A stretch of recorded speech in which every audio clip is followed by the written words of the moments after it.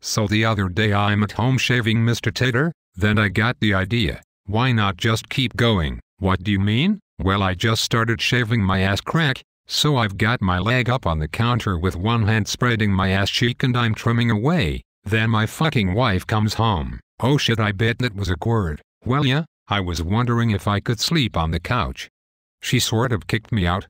Said she's the only person in the house who's going to have a perfect asshole. Well sure buddy. Holy shit dude, we're on the air. Well shit, that's embarrassing. What fucking retard thought it was a good idea to do a live show? Well, welcome to the Garrett and Bonx show. Today we have several topics to go over. Spawn invulnerability, 8v8, and a couple of other hot topics on the BF3 scene. Well, let's just dive right in then. I hardly even feel I have to justify my shock and dismay over spawn invulnerability. If anyone out there thinks that 2 whole seconds of invulnerability is a good idea, I want you to go downstairs, grab your shotgun, put it in your mouth and do the world a favor. What fucking idiot over at DICE thought it would be a good idea to allow someone to spawn in and stand there untouchable?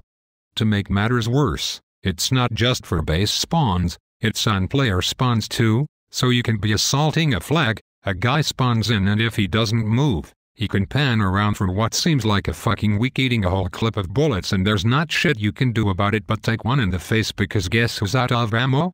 That's right, you're dumbasses. What a fucking joke. I think this just goes to show you another great example of piss-poor development by DICE.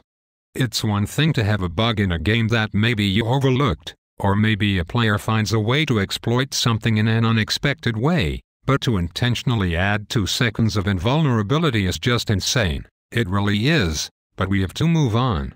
I get too angry even thinking about the drooling idiot who thought that was a good idea. Anyways, where 8v8 playoffs are getting underway and I have to say that this is officially it for 8v8. That shit is deader than Tupac, and guess what? No fucking holograms are bringing it back either. Unless you want to scrim South American teams anyways. I imagine the motherfuckers are so happy just having internet for the first time that the quality of the game really doesn't matter. As for me, I think I've had it. I was playing fives the other day and I really felt like an idiot. I'm sitting there pumping what seemed like 20 rounds into this dude's chest and it dawned on me as if there was some bright light shining down from on high. One of those epiphany moments. This game fucking blows. I honestly felt like one of those downy kids that other downy kids pick on. I mean, how could I have played this game since November and just now be figuring this shit out? I've been telling you that shit for months. But yeah, 8s is dead, as is 12s. 5s hasn't really taken off and 4s is full of what I call the refugee players.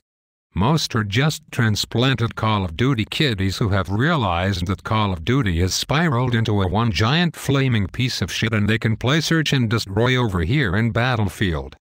That's all Rush is, Search and Destroy with a different name.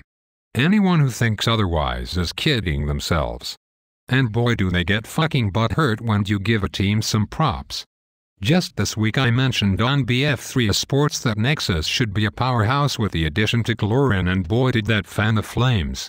I got so much hate mail that I thought I'd butt-fingered someone's crippled grandma. Yeah, those COD kiddies sure get upset. Internet irrespect is serious business, bro. You gotta admit, coordinating a massive 3 other players on what doors and hallways to stare at for an indefinite period of time is serious business. Half of the game mode is just camping.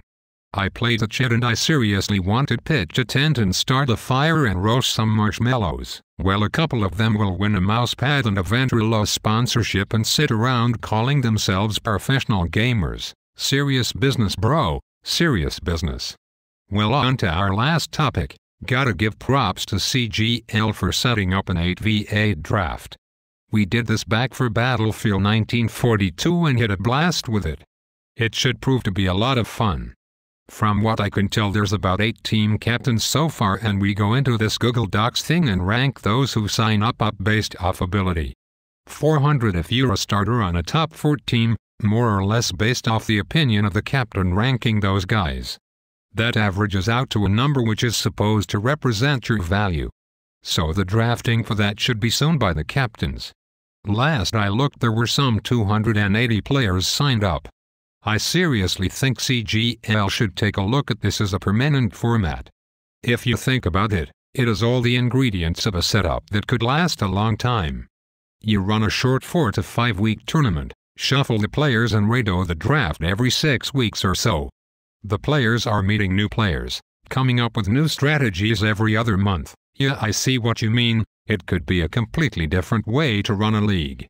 It eliminates the teams breaking up and all the players just running off to different games. It also brings in a lot of players who want to play but just don't have a team to play in. Most gamers have the attention span of a small rodent, so I think it's a great idea. Yeah, I think Gator should take a look at doing something of this format, rather than doing a traditional league like what is set up over at TWL or Alienware. That way the serious players could play with their permanent primary teams over at TWL or Alienware, and they could play with their CGL team a different night of the week. The casuals can just play over at the CGL Round Robin League. The same could be done for other games too. Anyways, we're running a little over schedule. I've found that I have a new talent in figure skating with my new shaved ass, so I have to meet with my new instructor. Deuces bitches.